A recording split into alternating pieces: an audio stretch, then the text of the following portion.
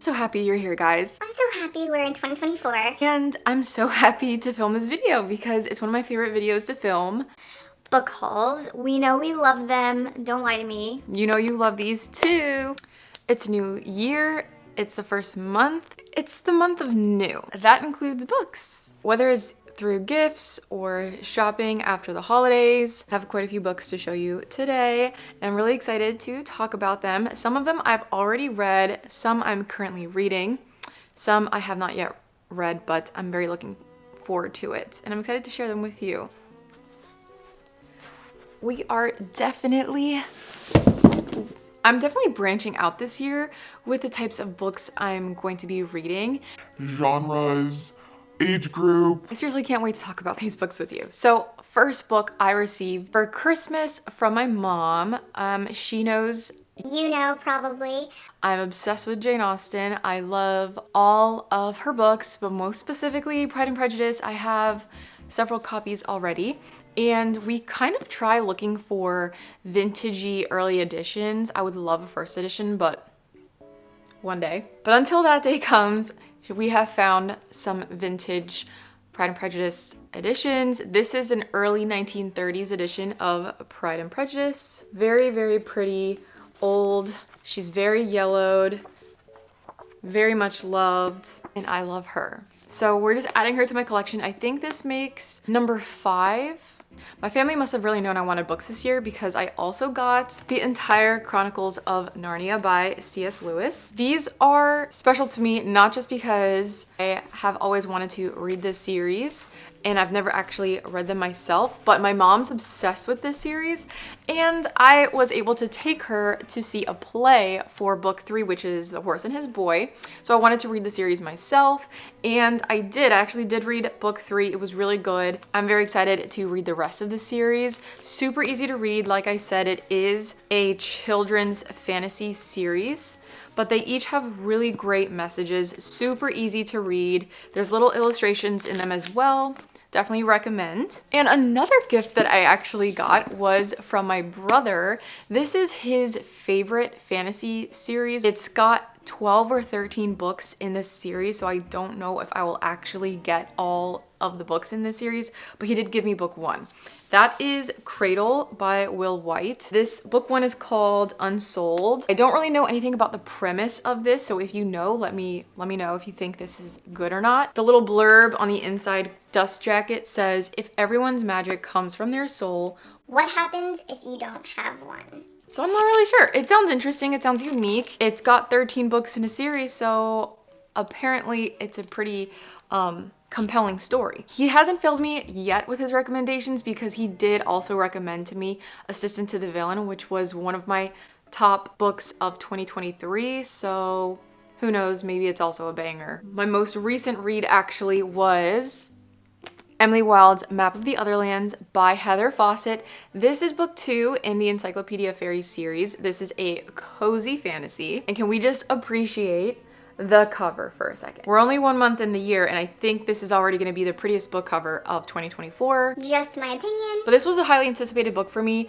As soon as I read book 1, I could not wait for this book to come out, and it did not disappoint. I'm doing a full reading vlog with this book, so I won't get into the specifics. 1, because this is book 2 in a series, and 2, because I will be talking about it in that video as well. But it was really good. It definitely expanded more on the world of fairies that Emily Wilde is examining in her studies because she is a professor at the University of Cambridge. She works alongside a man called Wendell Bambleby, and they kind of have an interesting relationship. They banter back and forth a lot. She's very studious, very into her own world, not really understanding of social cues, and he's the exact opposite, and they work together. It's amazing. It's cozy, it's whimsical, the writing's really nice. It's a little more mature in the writing, so very academic. Will take you a little bit of time to go through. You're not gonna speed read through this book, but it's so worth it. I mentioned earlier that I'm trying to branch out in genres, and I got this book because the story sounded so interesting. It also was Barnes & Noble's book of the year,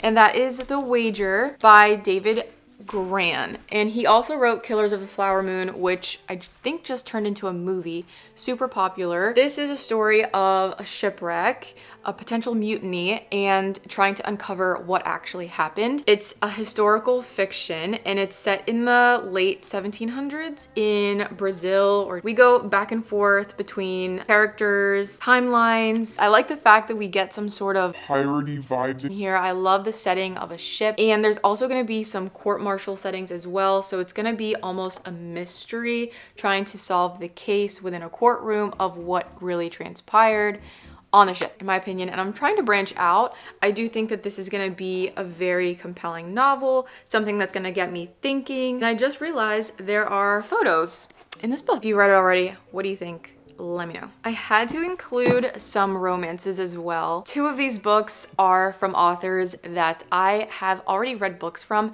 and I really enjoyed them, so I wanted to go ahead and add to my collection. Mixed Signals by BK Borison. I actually just read Lovelight Farms in December. Loved it. I thought it was so cute, very cozy, very Hallmark movie or Lifetime movie. This is book 2. It's a standalone, so you don't have to read each book to understand one another, but they help. So this is with one of the characters from Lovelight Farms.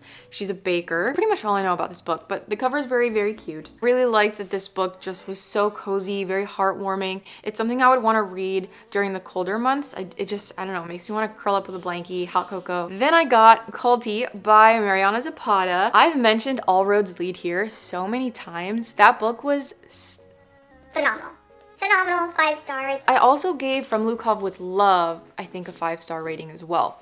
This is a sports romance. She's a soccer player and I think he's the coach, and it's massive. This book is almost 600 pages long. I'm not really sure what all is going to go down here, but all of her books are very lengthy. So if you have not read any book by her, please, please, please, please don't get intimidated by the length of these books because they are so good. So good. I've also read The Wall of Winnipeg from her, which is another sports romance. Didn't think I would love, and I loved it. So I have really high hopes for this book. I'm really happy to see that an indie author is making her way through bookstores because I didn't think I was gonna find this at Barnes & Noble, and I did. I'm very happy about it. If you haven't given her a chance, please do.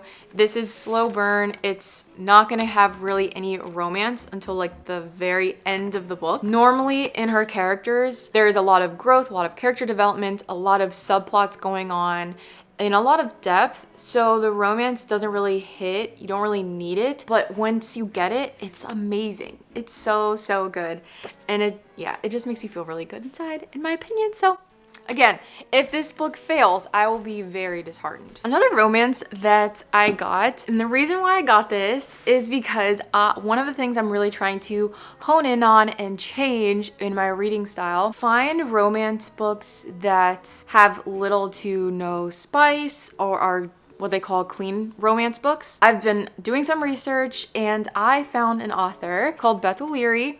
She wrote The Flat Share. I think this is her first book, but she has several out. And I was blown away. I absolutely loved this book. The reason why I'm trying to be more specific and careful with the books that I read, I really don't like spice in my books anyway. I don't like that I have to skip through sections when I'm reading. They don't really make me feel comfortable. For me personally, I am just trying to be more aware of what I'm consuming personally, just with my faith, the fact that I'm married. I really just want to protect myself, protect my eyes from certain situations, and I don't need that necessarily. I like the romance, I love the angst, I love the banter, you know, give me all of that, but I don't need the itty gritty details. And Beth O'Leary really accomplished that with The Flat Share. I got this book, I did read it, and stay tuned because there is a reading vlog coming with this book as well where I kind of get into more specifics of what I liked and disliked in this book. Definitely check her out. I am so excited that I found her and I want to find more books from her. The only warning I will give is that this book is so British in their humor. That if you do not like dry humor, you will not like this book because our characters are very witty and very sarcastic, and you may not get the jokes. That's the only caveat. Other than that, amazing plot. If you're a fan of Jojo Moyes also, you will really like her. Very happy I found her. Very happy I took a chance. let's move on. Another sequel that I got was Bane by Alex Asser. This is book 2 in the Lightlark series. And I did a full dedicated book review on book 1. I will have it linked in the description box below. This was super hyped up on Book Talk. She got a lot of hate, a lot of heat, and I didn't think it was well deserved. So I like the underdog. I like that I gave her a chance. It was entertaining. It's very YA. Are there plot holes? Yes. Are the names a little cringy? Potentially. The storyline overall does have potential. It was entertaining, and we got book 2 anyway.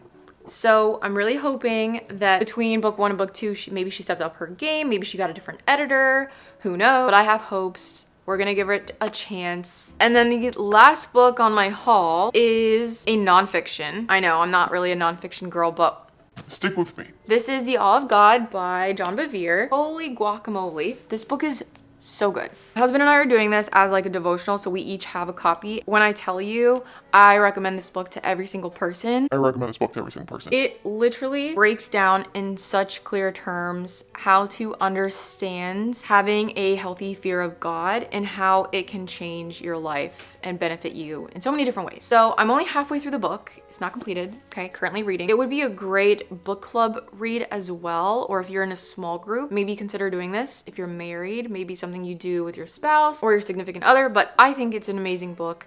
Very happy I picked it up, and I think he's got more books. I'm not sure. I think he does have more books, or his wife. Plan on potentially reading more from him. He breaks things down in a way that is so Like, oh, why didn't I get that sooner? That makes so much sense. that is all the books I've gotten so far in the new year. Very excited for what's to come. There's so many upcoming releases coming out this year, and I don't know, I feel like I had a better idea for what I'm trying to read in 2024. I'm really trying to branch out, maybe do more nonfiction, maybe do more lit fics. I told you a little bit about the romance and the switch I'm doing there. So yeah, it's gonna be a great year, a great reading year. Let me know what your thoughts are on any of these books, or what is a book that you're really looking forward to read this year. If it hasn't come out yet, or if it has, let me know in the comments. But that's gonna be it for me. So until next time, I'll see you in my next video.